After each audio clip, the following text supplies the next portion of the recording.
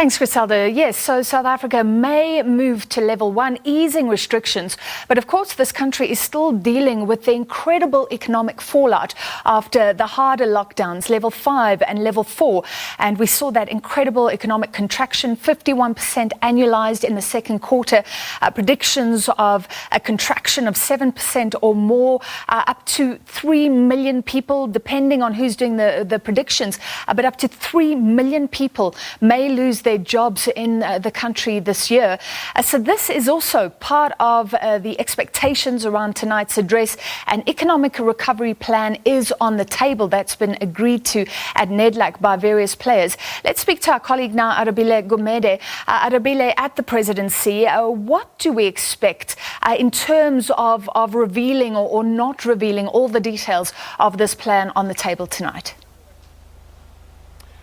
Francis, it's a new era, if you want to call it that. The union buildings overlook most of the country, as you can tell from this high point, of course, this high perch that we expect to be ruled from, if you want to call it that. But the one thing we're not getting is a high economic growth rate. That is the one element that President Cyril Ramaphosa is going to have to address in the most critical manner this evening. How exactly does South Africa build itself up? As you noted, 51% with regards to that contraction for the second 3 months of the year. The third 3 months of the year could see South Africa not necessarily get any better, but a combined negative contraction that is for the year of around 7 or more percent. Finance Minister Tito Mboweni even saying that things could get worse than the initial estimates that National Treasury has had. What impact has the 500 billion rand fiscal stimulus package that they've mooted out for the country actually done to alleviate any kind of damage for the economy? We've also seen interest rates cut as well by 300 percentage points, or 3 percentage points, should I say. That's 300 basis points. Has that done anything for consumers on a short-term level? Those are all the questions that certainly need to be answered. But whether we get a new plan or not, the important element is doing what is set out.